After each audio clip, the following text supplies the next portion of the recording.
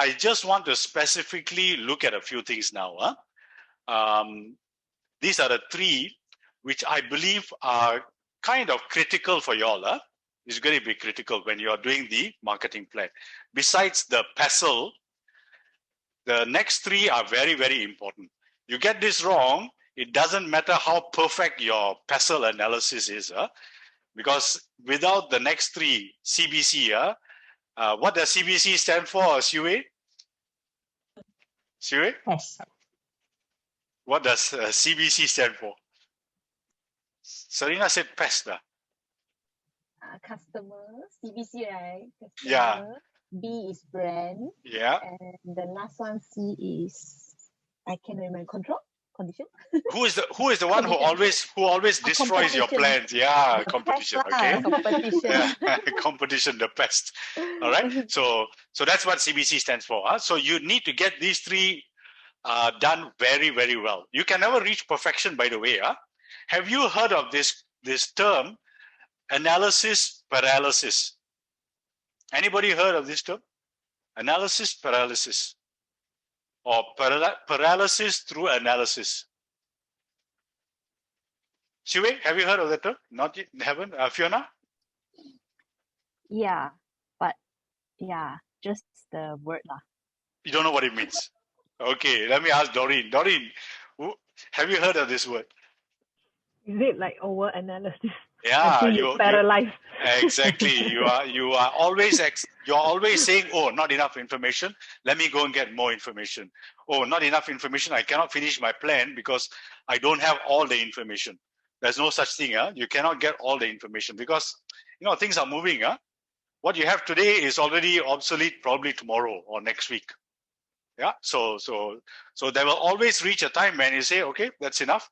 I'm comfortable. I can develop a plan based on the analysis I've done. So that's why the warning is, do not suffer from analysis paralysis. Okay, so let's focus on this customer or consumer situation analysis. Couple of important things that you need to look at are geography.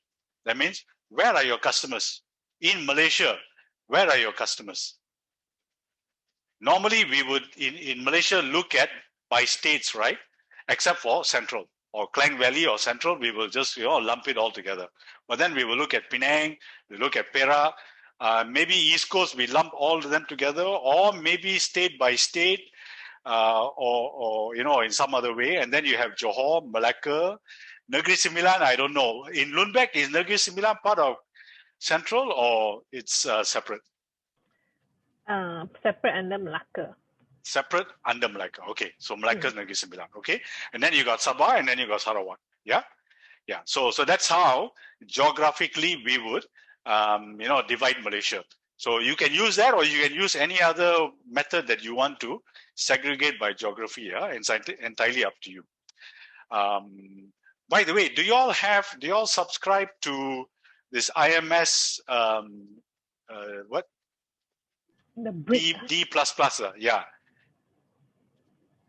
No. Do you all have that? What's D++? I don't know how to ask them. Oh, that's the terminology I used to. DDD. DDD, that's right, yeah. Do you all have that? DDD. No, actually we subscribe to only the basic one. We never only subscribe okay. to... So you don't have the by BRIC, huh? Okay. No BRIC, yeah. All right. Okay. Yeah. Okay. How much does it cost now, Kinsa? Just the basic one? 100K already, yeah. It's more than 100K. It's because every year they increase by 4 to 5%.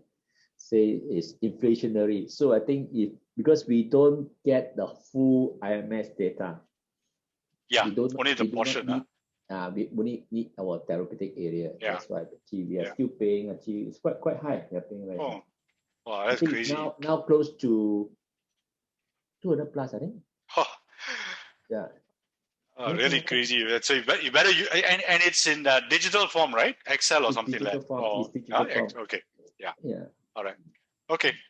So I mean, if you have DDD, then some companies, what they do is they compile some certain bricks together, and then they can even go down to Bangsa, They can look at, brick fields and all this kind of stuff, So I don't know if that is really required or not. Okay. But it depends on if let's say your mass marketed product, you cover GPs, I think that one will be useful because then you are able to have much more better targeting. Yeah. For the reps, you see. That's right. It depends on the company, it depends on the therapeutic area that you're in. Yeah, that's right. Okay. So geography is one. So the next thing is demographics.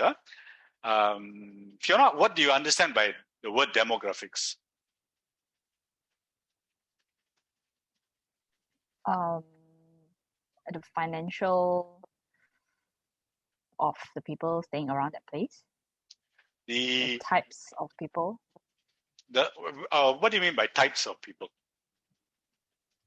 Are they working adults or are they like, kampong?